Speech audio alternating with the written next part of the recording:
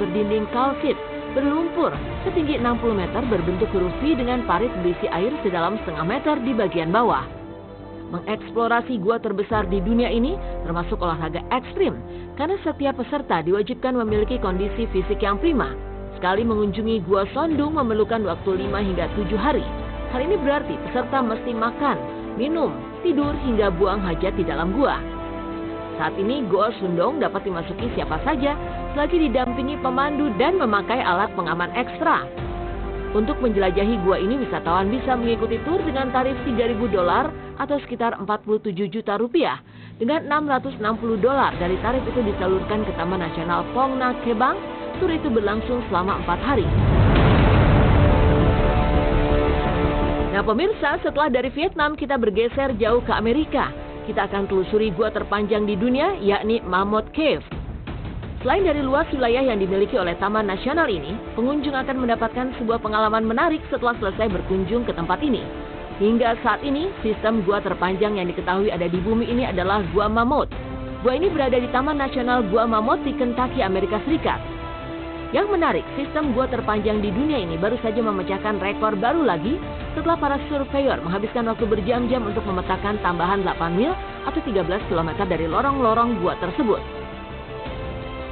Gua ini memasuki buku rekor pada tahun 1969 dengan panjang total 65 mil atau 105 km dari lorong-lorong yang didokumentasikan di dalamnya. Kemudian selama survei 14 jam pada bulan September 1972, para penjelajah gua CRF menemukan hubungan antara sistem Gua Mammoth dan sistem Flint Ridge, sehingga total jarak Gua Mammoth yang diketahui menjadi 144 mil atau 232 km. Setiap tahun lebih dari 2 juta orang mengunjungi sistem gua yang merupakan rumah bagi 130 spesies satwa liar, termasuk 14 spesies kroglobit atau hewan yang secara eksklusif hidup di gua seperti ikan gua selatan tanpa mata. Taman Nasional Gua Mammoth adalah salah satu dari hanya 13 situs alami Amerika Serikat yang diakui sebagai situs warisan dunia oleh Perserikatan Bangsa-Bangsa. Pemirsa, dari Kentucky, Amerika Serikat, mari kita bergeser ke Meksiko, Amerika Latin. Mari kita telusuri Sac Actun, gua bawah air terbesar di dunia. Setelah melakukan eksplorasi selama 10 bulan di sepanjang garis pantai Laut Karibia di semenanjung Yucatan, negara bagian Quintana Roo, Meksiko, sekelompok ilmuwan dan arkeologis akhirnya berhasil menemukan gua bawah air terbesar di dunia. Gua bawah air ini memiliki sejumlah sistem percabangan gua dan labirin dengan panjang mencapai 347 km. Secara total, gua bawah laut di semenanjung Yucatan memiliki panjang sekitar 1.400 km dan terdiri dari 347 km jaringan gua dan sistem labirin yang berada di bawah permukaan. Awal tahun 2018, sekelompok peneliti menemukan area yang disebut sistem Sac Actun. Gua bawah air ini memiliki jaringan yang begitu luas dan diperkirakan terdiri dari 2 jaringan gua yang besar. Sebelumnya di area ini juga sempat ditemukan sistem gua bawah air yang disebut Dos Ojos atau dua mata dengan panjang mencapai 93 km. Pada awalnya, Dos Ojos merupakan gua yang berbeda dengan Sac Actun. Namun ternyata setelah eksplorasi selama 10 bulan, 2 sistem gua ini diketahui terhubung satu sama lain. Lantas bagaimana untuk bisa mengunjungi gua ini? Wisatawan bisa menyusuri gua ini dengan berenang. Saat berenang di gua, Anda bisa melihat keunikan stalaktit dan stalagmit yang besar. Namun saat berenang harus berhati-hati sebab terdapat puluhan belokan dan simpangan di dalam gua. Banyaknya simpangan dan belokan di dalamnya membuat gua ini dijuluki paling rumit di dunia. Pada kedalaman 57 meter, wisatawan yang menyelam akan menemukan sisa-sisa mastodon, yaitu hewan purba berbelalai. Lalu pada kedalaman 43 meter, penyelam akan menemukan sisa tengkorak manusia yang menjadi bukti tertua tentang adanya manusia purba yang pernah tinggal di gua ini. Selama menyelam, wisatawan akan merasakan sensasi air dalam gua yang super dingin dan melihat air biru jernih yang merupakan air laut. Walaupun di gua ini terdapat air laut, namun tidak ada ikan laut atau makhluk laut lain di dalamnya. Pemirsa, penasaran dengan penampakan gua terpanjang di dunia? Selain dalamnya hati manusia, ternyata dalamnya gua juga tidak kalah menarik ya.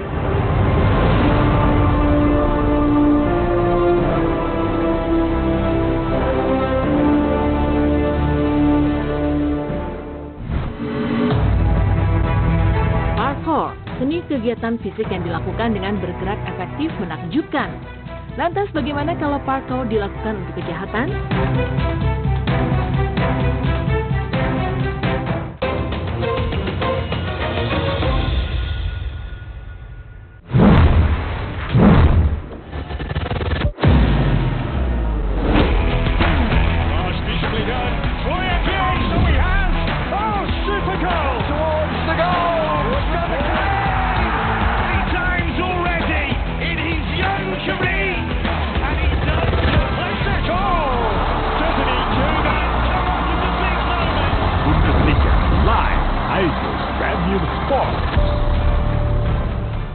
Mengupas makna dan tafsir Al-Quran bersama ulama terkemuka tanah air. Kaumum min kaum khairun minal yadis sufla. Nggak bakal bisa dibayar oleh dunia dan seisinya. Celah, lugas untuk kehidupan sehari-hari. Di antara yang merusak hati adalah buruk sangka. Wa aqimus shalah wa atuz zakah. Itu pun sejajar dengan jihad fisabilillah. Cahaya Hati Indonesia, Sabtu dan Minggu pukul 12 siang di iNews. Inilah Interupsi. Mempertanyakan rasa keadilan, Demokrasi negeri kini diuji. Pertanyaannya, ada apa? kebenaran, keberanian, dan kejujuran. Ini persoalan serius ini. Demokrasi itu kan tentang keberagaman pilihan. Menggagas kata, Buat saya ada sesuatu yang menarik. mengungkap fakta. Kualitas demokrasinya terjaga. Saatnya kita bicara. Bisa dibuktikan Ya, nanti walaupun agak juga Kita masuk ke yang 30 tahun nanti kali ya. Interupsi hanya di iNews. Temani weekendmu bersama program kuliner spesial. Kalapara, eksplor gokil wisata kuliner. Tempat makan yang jarang terekspos. Food Diary, mengupas sejarah kuliner, hidangan viral dari Nusantara sampai mancanegara. Mantep banget, mantep banget. Saksikan kuliner spesial weekend, Sabtu dan Minggu, pukul 10 pagi di iNews.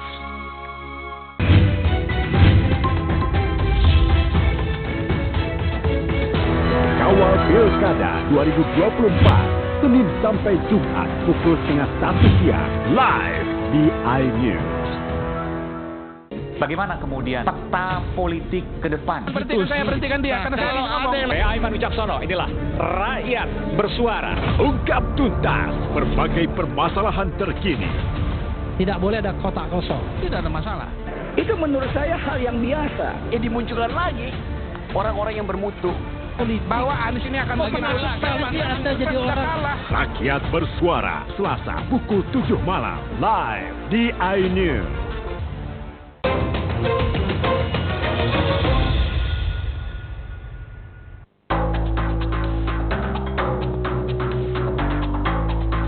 Parkour merupakan kegiatan fisik yang dilakukan dengan bergerak secara efektif melalui kemampuan motorik tubuh pada berbagai jenis lingkungan. Nah pemirsa, sebelum membahas detail tentang parkour, kita akan menceritakan kasus yang menghebohkan negara Prancis, bahkan dunia. Tidak terkait parkour secara langsung, namun aksi kejahatan yang dilakukan nampaknya dilakukan berkat kepiawaian bermain parkour. Sepertinya, kota Paris yang dikenal sebagai kota fashion juga cocok disebut sebagai kota pencuri, mengingat banyaknya pencopet dan munculnya kisah fiksi. Kenyataannya, ada juga pencuri di dunia nyata yang menghebohkan dunia, seperti Ferran Tomic. Tomic yang dikenal sebagai Spider-Man asal Paris ini menjadi terkenal setelah melakukan serangkaian perampokan seni dan perhiasan di kalangan masyarakat elit Paris. Bahkan diangkat dalam sebuah dokumenter berjudul Ferran Tomic Spider-Man of Paris. Tomic sendiri membahas kehidupannya sebagai perampok, termasuk perampokan paling berani yang pernah dilakukannya. Merampok 5 lukisan senilai 110 juta euro dari Musée d'Art Moderne di Paris pada 2010 silam. Namun apa yang mendorong Tomic terlibat dalam pencurian seni berprofil tinggi dan apa yang terjadi setelahnya? Dikirim ke Mostar, Bosnia untuk tinggal bersama neneknya pada usia 10 tahun, Tomic melakukan perampokan pertamanya dengan mencuri 2 buku berusia ratusan tahun dari sebuah perpustakaan. Setahun kemudian, kembali ke Paris, masa remajanya dihabiskan berlari-lari di jalanan ibu kota Prancis, terutama di pemakaman Père Lachaise. Di sini ia mempelajari parkour dengan memanjat dinding mausoleum. Dari mausoleum ke apartemen, ia belajar memasuki rumah mewah untuk mencuri barang berharga dan menjualnya di pasar. Menurut The New Yorker, ia bahkan mencuri tombol emas dari keluarga kerajaan Mesir. Berita mencuat, pihak berwenang Prancis mencari pelaku. Namun dari mereka tak ada yang berhasil menemukan siapa yang melakukan dan kemana hilangnya lukisan ini. Polisi seperti angkat tangan. Setidaknya selama 6 bulan, sementara Tomic santai-santai merasa aman. Tomic masih bebas selama 6 bulan, namun setelah informan memberikan namanya, polisi mulai mengawasinya meskipun ia merencanakan perampokan di pusat Pompidou. Tomic tertangkap pada 12 Mei 2011 setelah merampok sebuah apartemen. Bahkan ia tak mengelak saat mobilnya penuh barang curian. Dalam interogasi di kantor polisi, ia mengaku mencuri kelima karya seni tersebut dan membuat polisi kaget lantaran setelah dicari selama 6 bulan. Sidang diadakan pada Januari 2017. Tomic dihukum 8 tahun penjara, sementara Corvès dan Byrne masing-masing 7 dan 6 tahun. Mereka juga harus membayar 104 juta euro sebagai kompensasi kepada kota Paris. Nah pemirsa, sekarang kita bahas tentang parkour itu sendiri. Parkour atau lari gaya bebas merupakan kombinasi keahlian atletik dan pengembangan fisik. Olahraga ini sudah populer sejak 20 tahun ke belakang. Olahraga ini juga banyak diminati oleh banyak pemuda-pemudi di berbagai belahan dunia. Sebelum bernama parkour, olahraga ini disebut dengan metode naturelle atau metode alami yang digunakan oleh banyak prajurit asal Prancis. Georges Hebert lah yang menjadi penggagas utama olahraga ini hingga banyak digandrungi hingga saat ini. Pada tahun 1902, bencana letusan gunung berapi melenyapkan kota Saint-Pierre di Pulau Karibia Martinique. Sekitar 28.000 orang di sekitar menjadi korban. George yang ketika itu menjadi seorang letnan yang bertugas mengevakuasi korban, melihat masyarakat Afrika yang bergerak dan memperhatikan bahwa mereka gesit dan fleksibel meskipun mereka tidak memiliki pelatihan formal. Tragedi yang dia saksikan pada hari itu memperkuat keyakinannya bahwa untuk nilai nyata keterampilan atletik dan pengkondisian fisik harus digabungkan dengan keberanian dan altruisme. Sebuah pencerahan yang memunculkan moto asli parkour, Être fort pour, très utile, jadilah kuat untuk berguna. George menerapkan latihan dasar seperti berjalan, berlari, melompat, pendakian, gerakan quadrupedal, keseimbangan, pertahanan diri hingga renang. Ajarannya menjadi populer selama Perang Dunia Pertama dan Perang Dunia Kedua, serta menjadi sistem standar pendidikan dan pelatihan militer di Prancis. Bagi pemula yang berminat pada parkour, sebaiknya bergabung dengan komunitas. Jika berlatih sendiri hanya berbekal video tutorial, maka tetap akan rentan cedera. Lantas, bagaimana tips untuk para pemula? Pertama, hendaknya selalu ikut arahan dari tutor atau mentor. Yang kedua, menggunakan perlengkapan olahraga yang memadai. Misalnya harus menggunakan sepatu untuk lari. Keamanan peserta parkour tergantung cara mereka beraksi. Pakaian yang dikenakan juga hendaknya menggunakan pakaian olahraga. Dilarang keras menggunakan jeans, gunakan kaos dan celana training. Tidak ada juga pakaian khusus. Jangan coba melakukan latihan sendiri tanpa didampingi tutor. Paling kurang, pendampingan ini harus dilakukan selama 1 bulan. Lakukan pemanasan sebelum berlatih yang sesungguhnya. Pemanasan ini sifatnya wajib dengan rentang waktu 15-20 menit. Pemanasan lain selain senam biasa adalah melakukan spider walk atau berjalan seperti laba-laba di lantai dengan kaki dan tangan. Selain itu melakukan squat jump, push up, dan gerakan lainnya yang diperlukan. Jika didalami dengan serius, banyak manfaat yang bisa didapatkan dari olahraga ekstrim yang satu ini. Manfaatnya tidak hanya pada fisik saja, tapi juga psikis dan sosial. Sebab olahraga ini menuntut adanya aktivitas sosial dan interaksi kelompok. Parkour dapat mengembangkan keterampilan tubuh, kebugaran tubuh tentu terkait dengan keterampilan, termasuk kelincahan, keseimbangan, kekuatan, kecepatan, koordinasi, dan reaksi. Parkour dapat meningkatkan kepercayaan diri dengan memungkinkan seseorang menaklukkan hal-hal yang tidak pernah dicoba sebelumnya. Jika bisa melompati dinding 2 meter seperti Jackie Chan misalnya, tentu seorang Le Treasure merasa sudah mencapai teknik sang bintang. Rasa percaya diri juga meningkat. Secara umum tidak begitu sulit, hanya saja pengembangannya sangat banyak dan terlihat sangat ekstrim. Padahal di banyak tempat tak hanya remaja yang melakukan, tapi juga orang-orang tua dan anak kecil.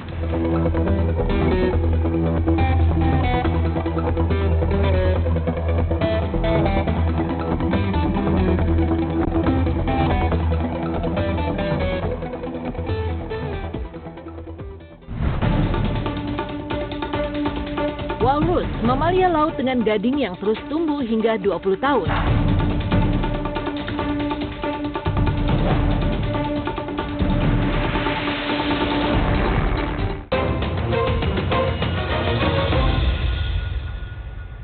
Temani weekendmu bersama program kuliner spesial.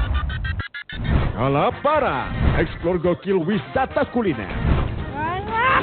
Tempat makan yang jarang terekspos. Food Diary, mengupas sejarah kuliner, hidangan viral dari Nusantara sampai mancanegara. Mantep banget, mantep banget. Saksikan kuliner spesial weekend, Sabtu dan Minggu, pukul 10 pagi di iNews.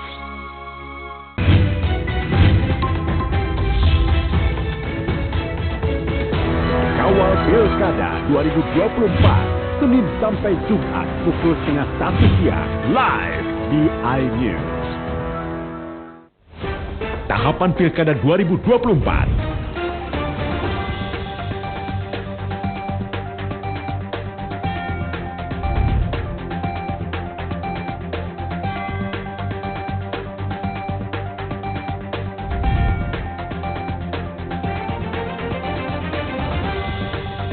Ikuti informasi terkini seputar Pilkada di semua program berita iNews.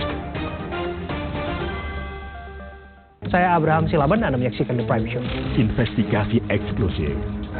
Omnibus Law Undang-Undang Cipta Kerja mengakibatkan PHK di mana-mana. Mengupas isu-isu terhangat. Ini apa? Hakim MK? Oke, silakan diselesaikan, Mas Saya Pipin. kasih kesempatan ke Briten, Kak. Sebuah tanya akan dijawab dengan tuntas dan berkelas. Ada kejanggalan bagi saya dari pihak-pihak wasit yang tidak menguntungkan buat kita. The Prime Show. Setiap Rabu pukul 8 malam. Menyoroti kecurangan. Di bawah ini terdapat pabrik narkoba. Terlihat bahwa sudah betul-betul didesain. Menyuarakan keadilan. Dipukulin, disiksa, diinjak-injak, disetrum. Laporan mendalam dan eksklusif. Akan menghembuskan napas terakhirnya di sini. Semua abah di pasar aja. AB Plus setiap Senin pukul 8 malam di iNews.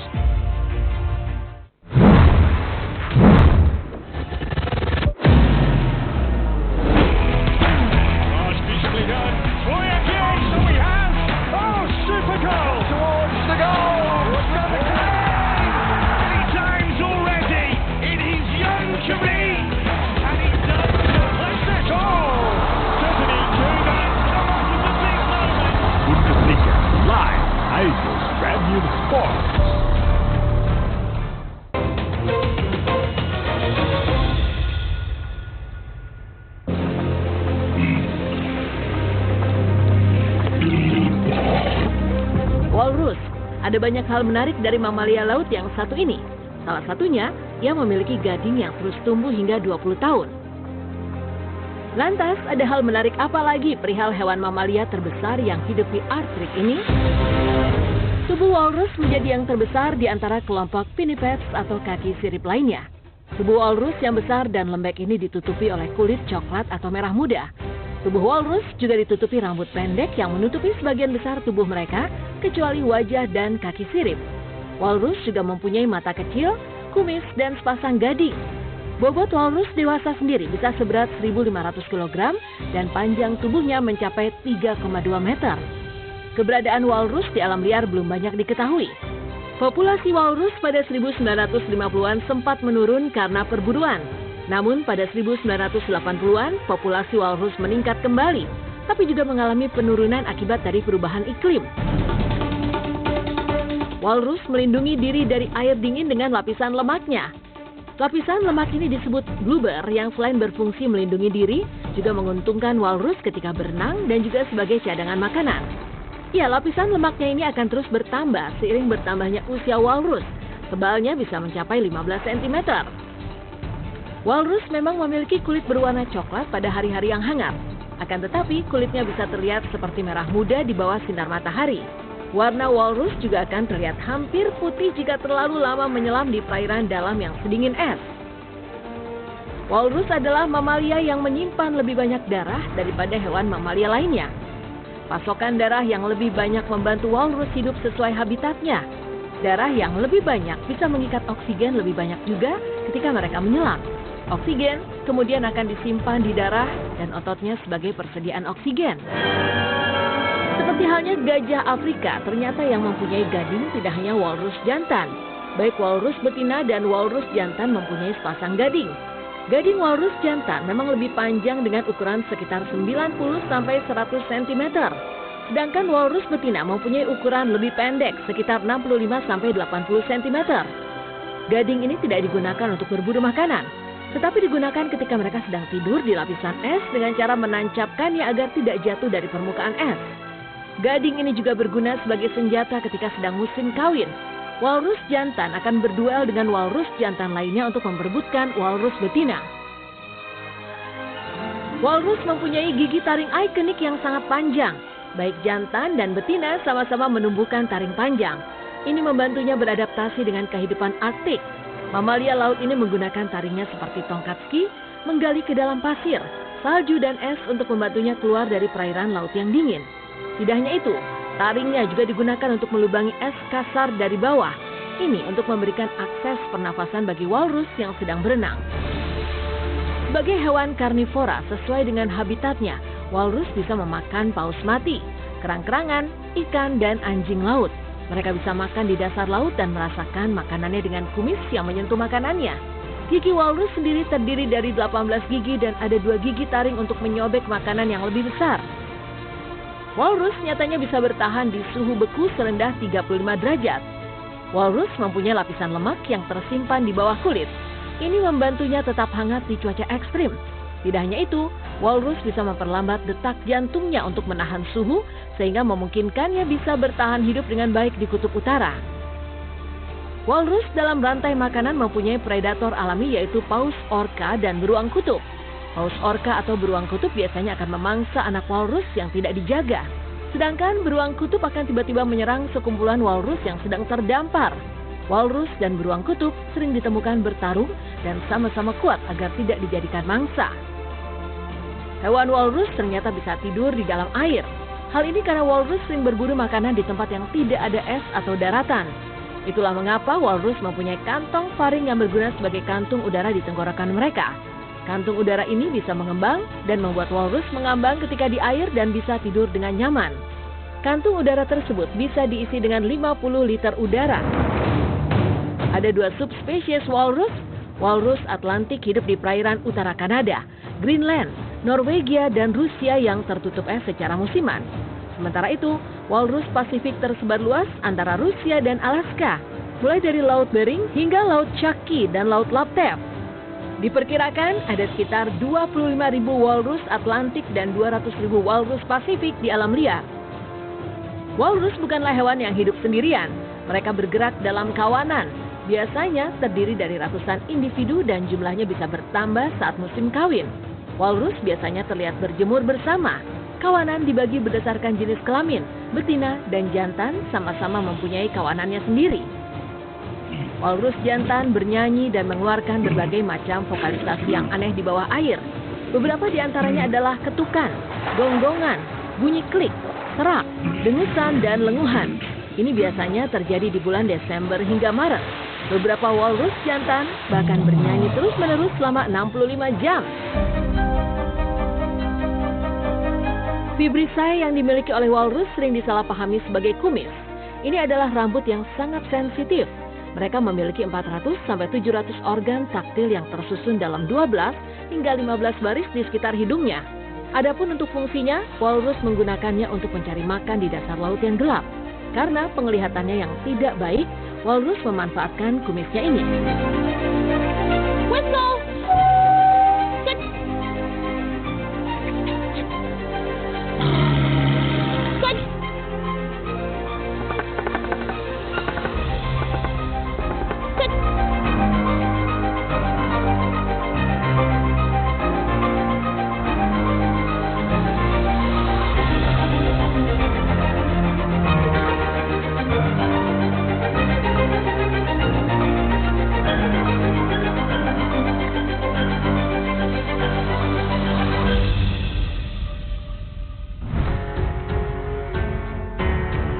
pemirsa, sampai di sini kisah dan informasi menarik dalam episode kali ini. Jangan lupa saksikan terus OMG dengan kisah dan informasi menarik lainnya. Sampai jumpa.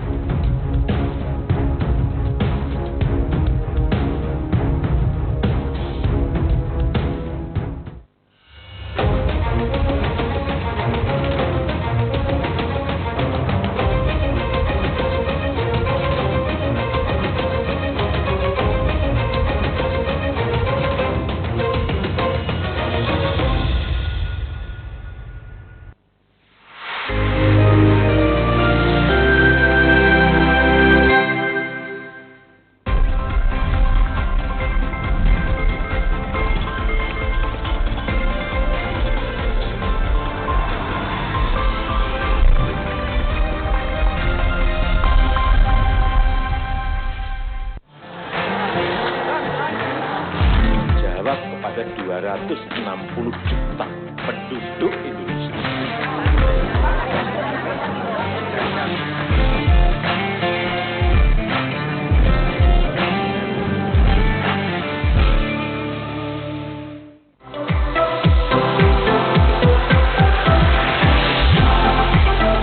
Pemirsa, Festival Kembang Api identik dengan perayaan akhir tahun dalam memperingati Hari Natal dan Tahun Baru. Menikmati pertunjukan kembang api yang spektakuler di tengah-tengah perkotaan mungkin tak lebih mengesankan dibandingkan menghadiri festival kembang api di pantai. Beberapa di negara Asia telah menggelar beberapa festival kembang api menakjubkan yang digelar di pantai. Berikut informasinya hanya di Top File. Festival kembang api di pantai Pattaya, Thailand. Negara Gajah Putih memang kerap dikenal dengan wisata yang eksotis, tak terkecuali pantainya. Kembang api spektakuler digelar menakjubkan dengan latar belakang Teluk Thailand yang mempesona. Acara di penghujung tahun ini tak hanya sekedar pertunjukan kembang api, melainkan perayaan warna, cahaya dan suara yang menghidupkan langit malam. Selain kembang api, acara ini juga diwarnai dengan berbagai pertunjukan budaya dan kegiatan yang menampilkan kekayaan negara Thailand. Festival Kembang Api di Pantai Makuhari, Jepang. Acara ini diadakan di Taman Makuhari Kainin, daerah Mihama, Kota Chiba. Pantai Makuhari merupakan salah satu pantai populer di prefektur Chiba. Pemandangan kembang api cantik yang berpadu dengan pesona serta keindahan pantai tentu mampu memanjakan mata siapapun yang memandangnya. Puluhan ribu kembang api menghiasi malam hari Makuhari.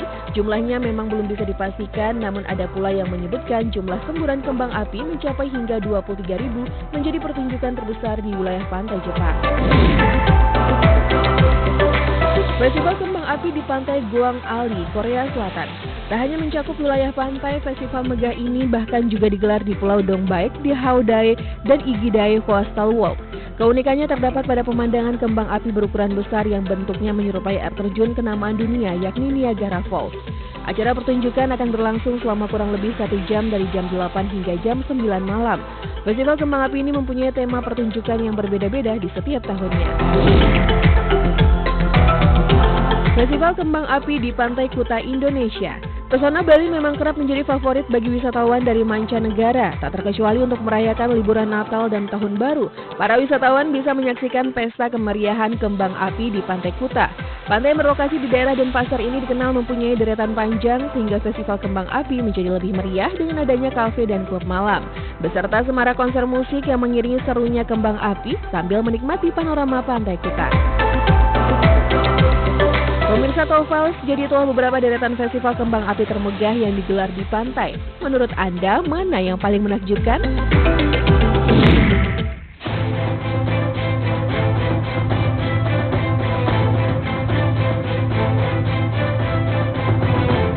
Pemirsa Top Files, apakah Anda tahu perbatasan India dan Pakistan merupakan salah satu perbatasan paling berbahaya di dunia? Hal itu dikarenakan India dan Pakistan mempunyai sejarah sama yang diwarnai konflik sebelum Inggris menarik diri dari anak benua India pada 1947. Namun ada satu upacara unik yakni di perbatasan Atari Wagah, titik di mana Pakistan dan India menjaga kawasan Kashmir yang diklaimnya. Penasaran seberapa unik upacaranya? Saksikan setelah yang satu ini. Sejarah Inggris telah menorehkan sejarah pada akhir Perang Dunia II, yaitu terpisahnya India dan Pakistan. Hari kemerdekaan kedua negara ini pun hanya selisih 1 hari. Kisah upacara Wagah Atari berawal dari perbatasan Atari Wagah, di mana Pakistan dan India menjaga kawasan Kashmir yang diakuinya.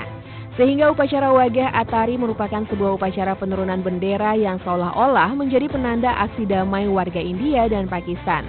Sementara Kashmir yang dikuasai India dan Pakistan dipisahkan oleh perbatasan de facto 435 mil yang dikenal sebagai garis kontrol. Desa Wagah berada di perbatasan internasional di selatan antara kota Lahore di Pakistan dan kota Amritsar di India. Wagah melintang di perbatasan dengan bagian timur di India dan bagian barat di Pakistan dan berada di Grand Trunk Road, salah satu rute darat utama antara kedua negara. Pos perbatasan telah mengambil peran simbolis dalam konflik selama puluhan tahun atas Kashmir.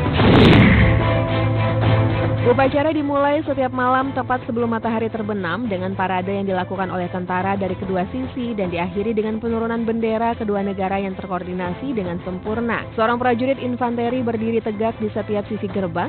Saat matahari terbenam, gerbang besi di perbatasan dibuka dan kedua bendera diturunkan secara bersamaan. Bendera kemudian dilipat dan upacara diakhiri dengan retret yang melibatkan jabat tangan kasar antara tentara dari kedua sisi. Diikuti dengan penutupan kembali gerbang, tontonan upacara tersebut menarik banyak pengunjung dari kedua sisi perbatasan serta wisatawan internasional. Ketegangan perbatasan India dan Pakistan sudah terkenal sejak dulu. Pada tanggal 2 November 2014, sekitar 60 orang tewas dan sedikitnya 110 orang terluka dalam serangan bunuh diri di perbatasan Atari Wagah sisi Pakistan. Seorang penyerang berusia 18 hingga 20 tahun meledakkan bahan peledak seberat 25 kg di rompinya 600 meter dari titik penyeberangan pada malam hari, tepat setelah upacara perbatasan Atari Wagah berakhir. Upacara perbatasan serupa yang dilakukan oleh penjaga perbatasan dan pasukan keamanan perbatasan Pakistan sebelum matahari terbenam juga dilakukan di pos perbatasan India-Pakistan lainnya, seperti di Ganda Sikhwala, distrik Kasur di sisi Pakistan dan Husainwala, distrik Firozpur di sisi India.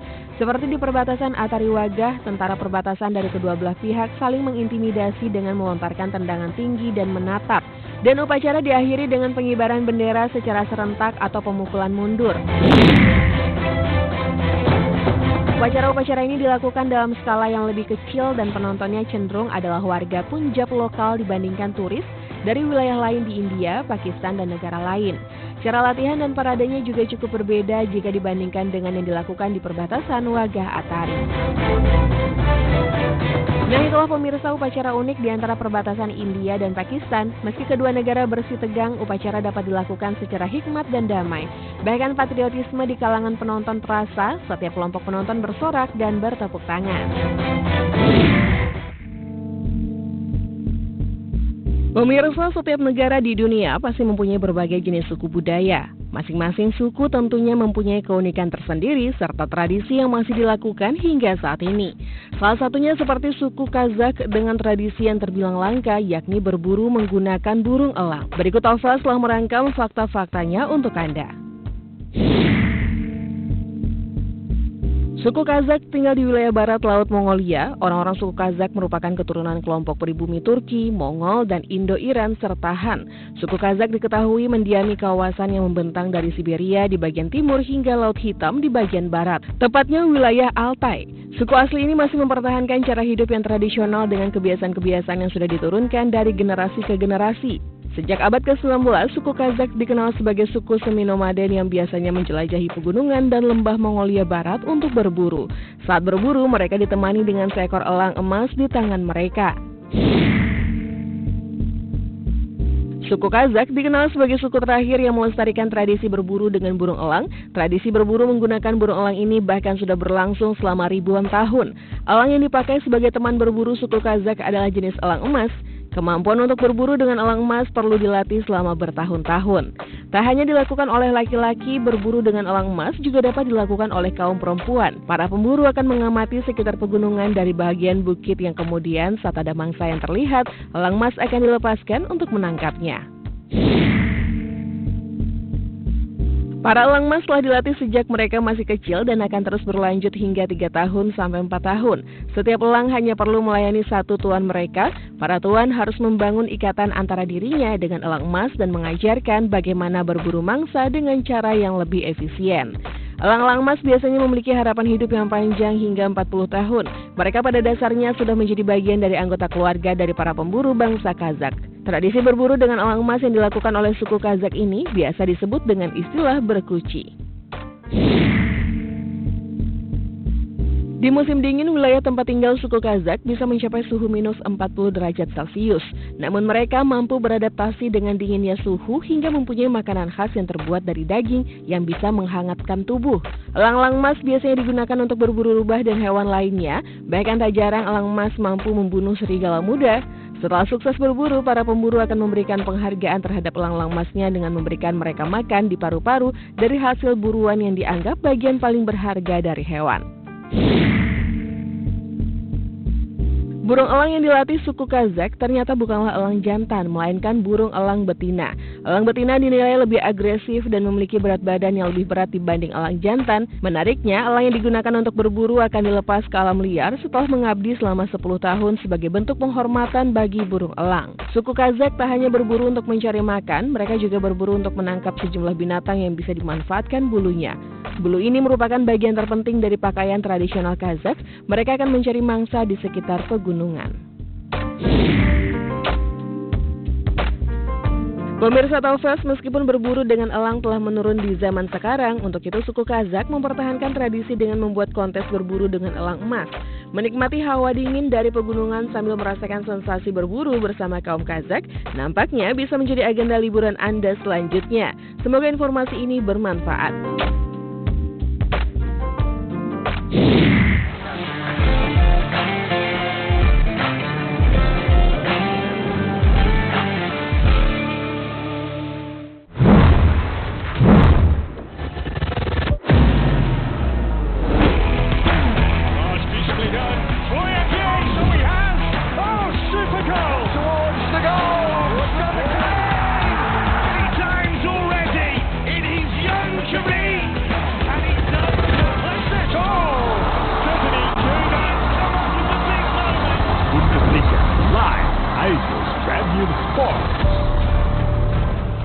Mengupas makna dan tafsir Al-Quran bersama ulama terkemuka tanah air. Qaumum min qaum khairun minal yadis suflah. Nggak bakal bisa dibayar oleh dunia dan seisinya. Gelar, lugat untuk kehidupan sehari-hari. Di antara yang merusak hati adalah buruk sangka. Wa aqimus shalah wa atuz zakah. Itu pun sejajar dengan jihad fisabilillah. Cahaya Hati Indonesia, Sabtu dan Minggu pukul 12 siang di iNews. Inilah Interview. Mempertanyakan rasa keadilan. Demokrasi negeri kini diuji. Pertanyaannya, ada apa? Kebenaran, keberanian, dan kejujuran. Ini persoalan serius ini. Demokrasi itu kan tentang keberagaman pilihan. Menggagas kata. Buat saya ada sesuatu yang menarik. Mengungkap fakta. Kualitas demokrasinya terjaga. Saatnya kita bicara. Bisa dibuktikan ya walaupun agak juga kita masuk ke yang 30 tahun nanti kali ya. Interview hanya di iNews.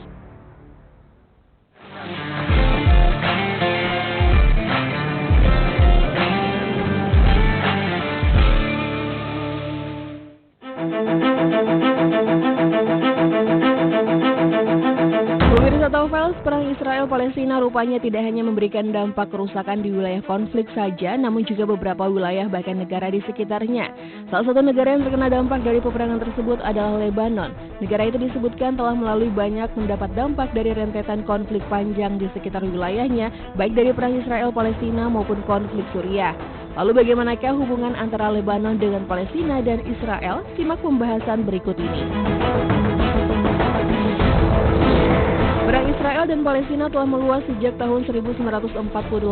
Sejak tahun 1948 dengan berdirinya negara Israel dan pengungsian warga Palestina atau yang disebut dengan Nakba. Sekitar 110.000 warga Palestina mengungsi ke Lebanon pada tahun 1948. Saat ini jumlahnya diperkirakan mencapai 210.000. Warga Lebanon mengatakan bahwa mereka membenci pengungsi Palestina di negara tersebut dan menyalahkan mereka atas meletusnya perang saudara di Lebanon yang terjadi pada tahun 1975 hingga 1990. Pada saat perang saudara di Lebanon, Israel mendukung milisi Kristen dan melakukan perjuangannya sendiri melawan milisi Palestina yang menggunakan Lebanon sebagai basis untuk melancarkan serangan terhadap negara Yahudi.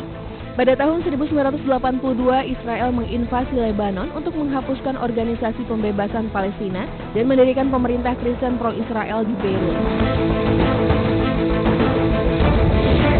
Pada tahun 1982, Hizbullah dibentuk. Hizbullah dibentuk dengan dukungan Iran dan Suriah untuk melawan Israel. Sejauh ini mereka merupakan salah satu kekuatan politik, sosioekonomi, dan militer terkuat. Hizbullah adalah singkatan dari Hizb Allah atau Party of Good. Mereka kerap disebut Hezbollah atau Hizbullah. Organisasi ini termasuk partai politik dan kelompok militan yang muncul selama perang saudara di Lebanon atau tepatnya pada saat invasi Israel ke negara tersebut. Perang demi perang pun berlangsung antara Hizbullah di Lebanon dengan Israel. Baru-baru ini militer Israel mengeluarkan peringatan perang baru, namun bukan terkait Gaza, Palestina, melainkan tetangganya Lebanon. Pernyataan muncul setelah milisi Hizbullah terus menyerang pasukan Israel di tepi Hanita, sebuah kibuts di Israel Utara dekat perbatasan Lebanon. Dalam sebuah konfirmasi, kelompok itu mengatakan serangan menyebabkan jatuhnya korban.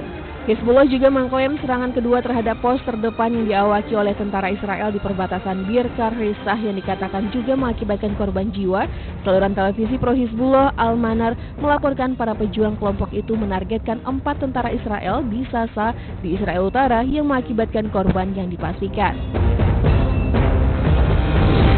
Dalam pernyataan, Menteri Pertahanan Israel menyatakan akan membayar harga yang mahal. Menurutnya bisa saja perang baru terjadi, kami tidak menginginkan perang, tapi kami tidak akan menahannya terlalu lama. Tegasnya menjelaskan perang baru mungkin muncul. Menteri Pertahanan Israel mengatakan bahwa apa yang terjadi di Gaza bisa saja terjadi di Beirut apabila Hizbullah menyerang pos pertahanan Israel di Israel Utara. Tak hanya itu, perang antara Hizbullah dengan Israel juga terjadi pada 2006. Perang tersebut berlangsung selama 34 hari. Konflik tersebut berakhir dengan tidak meyakinkan karena tidak ada pihak yang mampu menang secara militer. Namun konflik tersebut mengakibatkan terbunuhnya lebih dari 1.100 warga Lebanon dan 165 warga Israel. Itulah pemirsa hubungan antara Lebanon dengan Israel dan Palestina.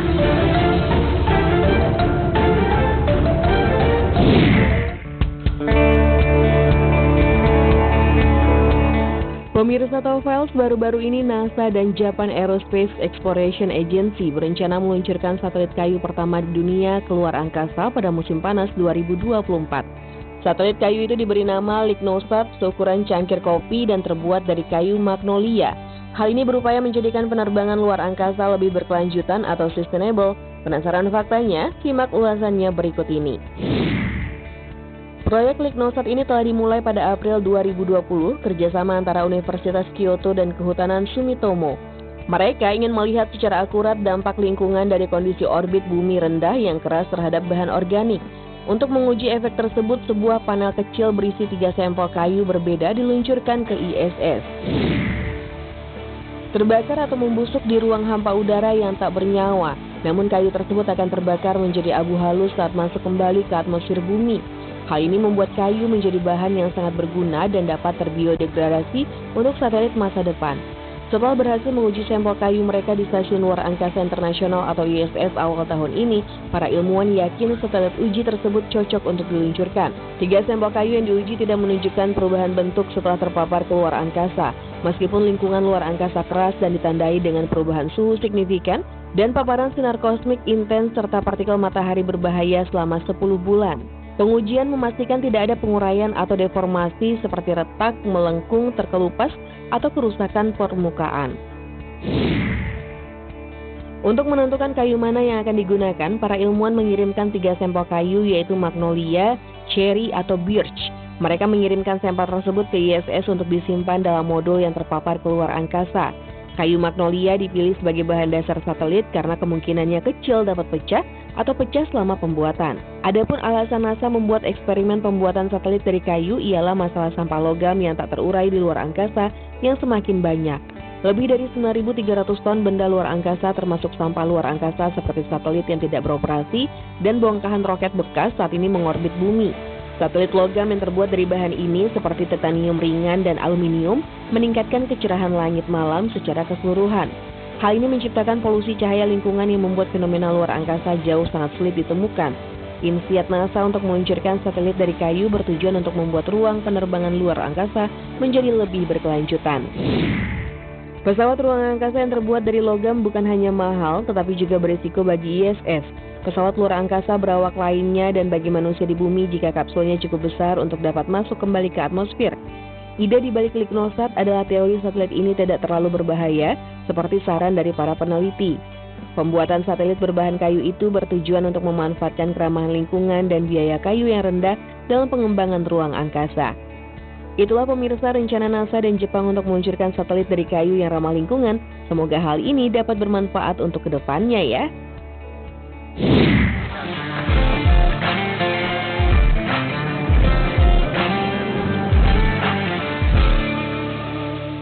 Temani weekendmu bersama program kuliner spesial. Kalapara, eksplor gokil wisata kuliner. Tempat makan yang jarang terekspos. Food Diary, mengupas sejarah kuliner, hidangan viral dari Nusantara sampai mancanegara. Mantep banget, mantep banget. Saksikan kuliner spesial weekend, Sabtu dan Minggu, pukul 10 pagi di iNews.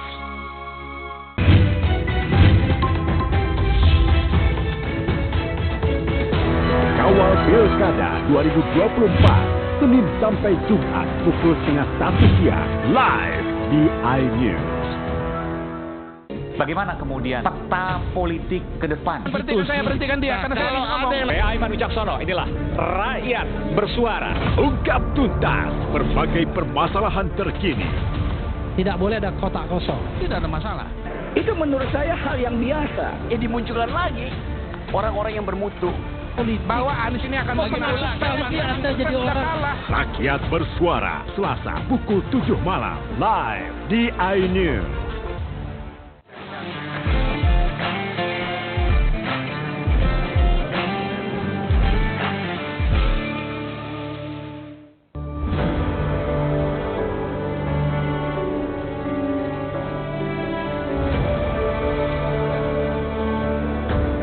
Tak sedikit etnis atau suku yang ada di dunia ini karena dari satu negara saja terdapat berbagai macam suku. Namun seiring perkembangan zaman dan berjalannya waktu, peradaban dunia telah berubah banyak karena hal itu banyak suku-suku yang keberadaannya terancam punah. Ada beberapa juga yang berasal dari negara tercinta kita Indonesia. Penasaran kan suku apa saja yang terancam punah? Berikut Alfas akan membahas suku-suku di dunia yang hampir punah.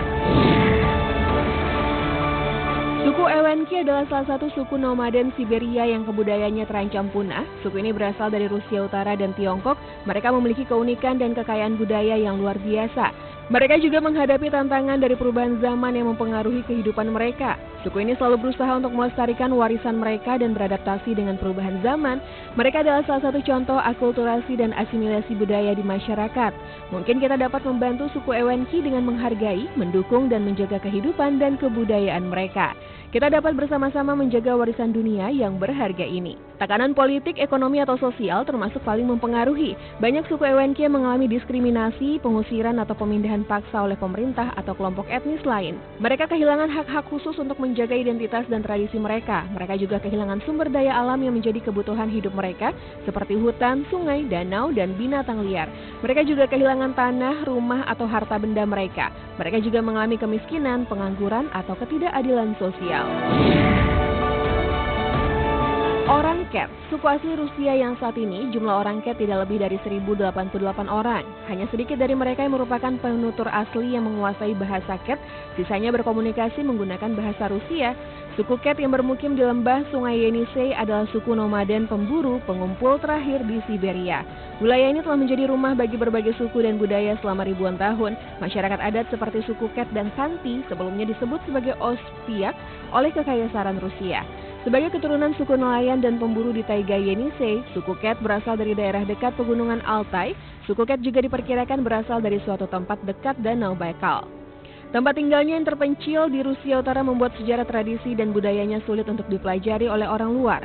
Sebagian orang Ket tidak mengubah keyakinan agamanya dan terus mempraktikkan perdukunan. Di antara suku Ket, seseorang dapat menjumpai beberapa jenis dukun, ada yang berprofesi sebagai penyembuh, ada pula yang berspesialisasi dalam upacara sakral misalnya. Ket melihat elang sebagai roh penolong terpenting. Dukun Koryak di timur laut sering bekerja dengan serigala dan elang serta beruang. Dukun di Tufa akan meniru seruan serigala jika dia atau dia ingin menakut-nakuti orang. Meskipun suku Ket telah dipelajari, kita tidak boleh lupa bahwa hanya ada sedikit individu yang tersisa. Sisa-sisa anggota suku Ket adalah penduduk tertua di Asia Utara. Semoga sejarah, budaya, dan tradisi masyarakat Ket yang luar biasa ini dapat dilestarikan untuk generasi mendatang, termasuk bahasa unik mereka. Selanjutnya ada suku Punan Batu, suku yang hidup di pedalaman hutan di Gunung Batu Benau, Kabupaten Bulungan, Kalimantan Utara, dan di Kabupaten Berau, Kalimantan Timur. Inilah salah satu kelompok pemburu dan pengumpul nomaden aktif yang masih tersisa di dunia. Mereka hidup berpindah dari satu ceruk gua ke ceruk lainnya. Suku ini bertahan hidup dengan mengandalkan sumber daya alam. Mereka berburu dan mengumpulkan ubi hutan dan buah-buahan, serta meramu tanaman obat dan memanen madu liar. Orang-orang Punan Batu diperkirakan setidaknya telah ada sejak 7.500 tahun yang lalu dan disebut sebagai saksi hidup sejarah dan budaya Kalimantan kuno. Mereka juga suku pemburu peramu terakhir di Kalimantan. Penelitian terbaru yang diterbitkan di jurnal Sal Reports mengungkapkan sejumlah keunikan sejarah dan gaya hidup orang-orang Punan Batu. Pada Juni 2023, status suku Punan Batu dan hutan area jelajahnya Gunung Batu Benau dan suku Sajau diakui sebagai masyarakat hukum adat oleh pemerintah Kabupaten Bulungan. Pemerintah daerah itu juga mengusulkan agar kawasan Gunung Batu Benau menjadi geopark atau taman bumi karena memiliki nilai geologi, biologi, dan budaya yang tinggi. Ini juga dinilai dapat menjadi alternatif solusi perlindungan bagi suku Punan Batu. Kawasan ini memerlukan perlindungan lebih kuat dari pemerintah seperti memberikan status hutan adat untuk mencegah kerusakan lingkungan, konflik sosial, dan ancaman bagi keberlangsungan hidup suku Punan Batu di masa depan. Mungkin ada kalanya kita sebagai masyarakat tetap menjaga keberlangsungan hidup suku adat yang masih autentik, yang hidup dengan mengandalkan hasil bumi tanpa keterlibatan teknologi.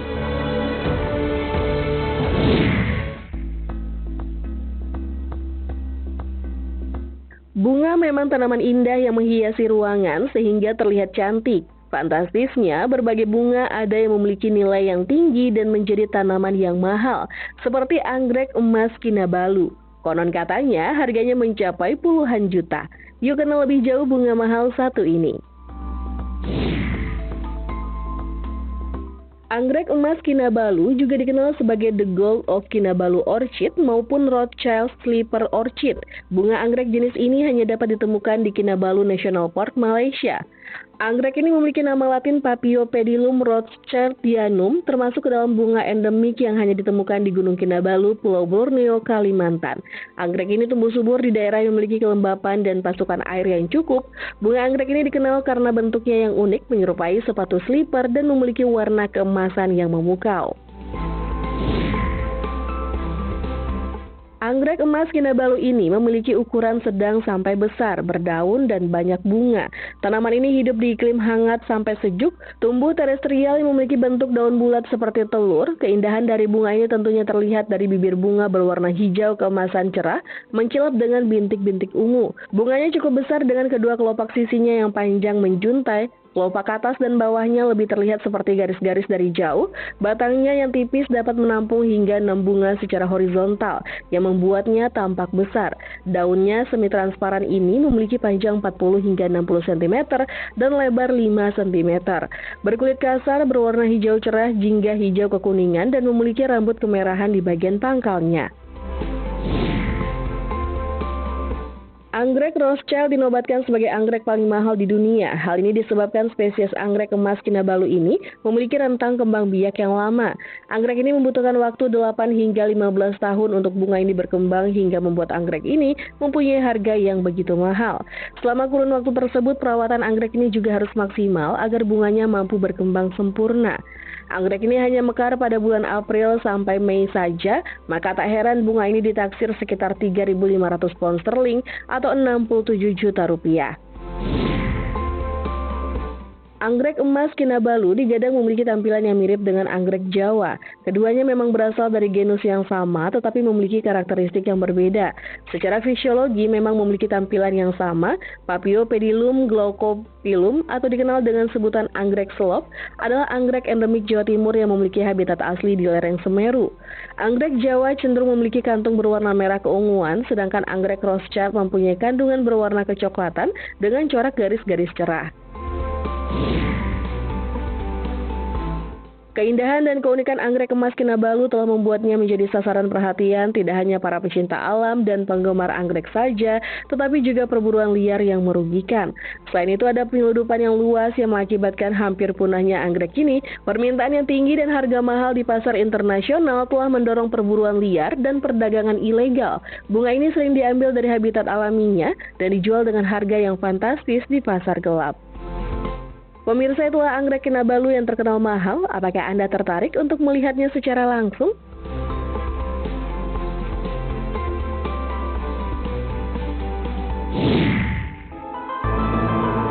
Pemirsa tahu Fast, berwisata ke tempat yang seru memang menjadi banyak favorit bagi semua orang. Namun tak jarang orang yang bernekat uji nyali mengunjungi tempat-tempat menyeramkan. Kali ini Tofas telah merangkum wisata menyeramkan namun masih ramai dikunjungi. Sebelum Pulau Maldives populer, Hawaii menjadi destinasi impian wisata dunia untuk berlibur. Keindahan pantai, makanan, dan minuman yang eksotis, juga masyarakatnya yang ramah, membuat Hawaii selalu dinanti semua orang. Tapi di balik keindahannya, Hawaii memiliki pantai wilayah horor yang dulu menjadi pantai favorit, yaitu Pantai Kaupoa. Di sini Anda akan banyak menemukan pohon kelapa yang atasnya sudah terpotong dan mati, namun masih berdiri tegak. Dulu, pantai ini termasuk salah satu pantai favorit, terdapat resort dengan biaya terjangkau. Masih di wilayah Amerika Serikat, tepatnya di negara bagian Arizona, terdapat sebuah kota tua yang sudah terbengkalai yang bernama Vulture City. Kota ini hanya ada bangkai mobil serta rumah-rumah kosong yang terlihat ditinggalkan secara tergesa-gesa oleh penghuninya. Jika masuk ke tempat ini, Anda akan menemukan banyak benda-benda pribadi yang tertinggal seperti foto-foto, perkakas, bahan makanan dan minuman, serta perabotan lainnya. Menurut sejarahnya, kota ini dibangun oleh Henry Wickenburg yang menemukan tambang emas di daerah ini. Kawasan kering yang sudah ratusan tahun ditinggali manusia ini akhirnya memiliki tanda-tanda kehidupan berkat tambang yang dibangun oleh Henry. Kota Vulture mencapai kejayaan selama periode 1263 hingga 1942. Tak hanya di kancah internasional, ternyata Indonesia juga memiliki tempat yang terkenal horor namun masih sering dikunjungi wisatawan. Contohnya Lawang Sewu di Semarang, bangunan tua peninggalan kolonial Belanda yang terkenal dengan jumlah pintunya yang banyak dan penjara bawah tanahnya yang terkenal angker. Selain itu, ada juga Taman Nasional Alas Purwo. Konon, hutan nasional di Alas Purwo ini adalah hutan tertua di Pulau Jawa. Selain keindahan pemandangannya, tempat ini dipercaya terdapat banyak makhluk halus yang menghuninya. Ada juga yang mengatakan kalau hutan ini merupakan kerajaan jin terbesar di Pulau Jawa. Itulah pemirsa tempat wisata menyeramkan yang masih sering dikunjungi wisatawan. Apakah Anda tertarik beruji nyali di sini?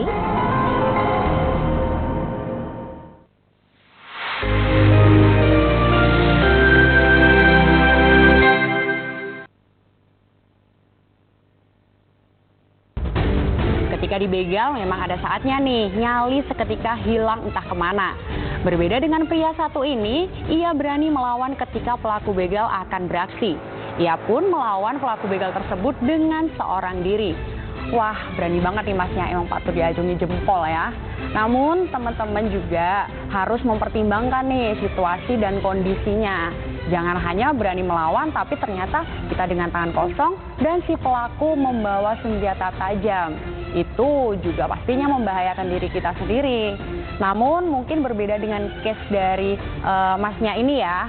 Dia berani melawan karena memang mungkin pelaku ini tidak membawa senjata tajam dan tidak berpotensi untuk mengancam atau mempressure dari mas-masnya ini. Nah, tapi mas, ingat ya, boleh kita melawan.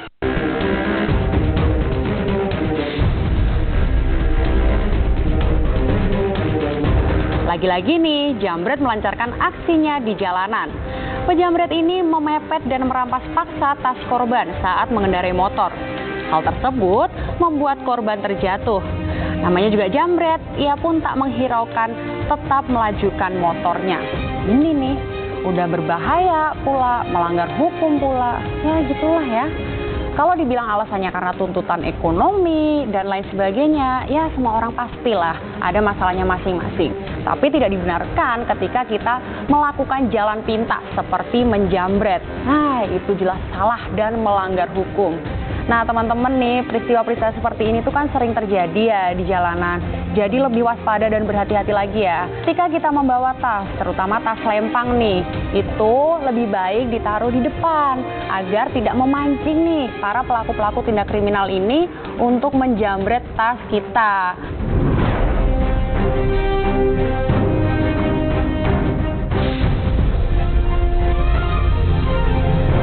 Kali ini si ratu jalanan nih yang melancarkan aksinya. Ia dan anaknya mencuri sebuah paket retur yang terletak di depan ruko. Aduh ibu kayak mana bisa anaknya tuh diajarin mencuri sejak dini. Padahal harusnya kita mengajarkan hal yang baik itu sejak dini. Ini kok malah kebalikannya. Kasihan dong anaknya bu, harusnya dilatih untuk kerja keras, disiplin, bertanggung jawab. Bukan malah dengan cara praktis mencuri paket orang seperti ini. Bener-bener ya bu, itu hal yang sangat disayangkan sekali. Dan juga mungkin untuk pemilik paket atau pemilik toko sendiri bisa nih menyediakan tempat khusus untuk paket yang datang ataupun paket yang mau diretur. Supaya kejadian-kejadian seperti ini pun juga tidak terjadi. Karena hal ini tuh benar-benar memancing para pelaku tindak kriminal untuk melancarkan aksinya tersebut.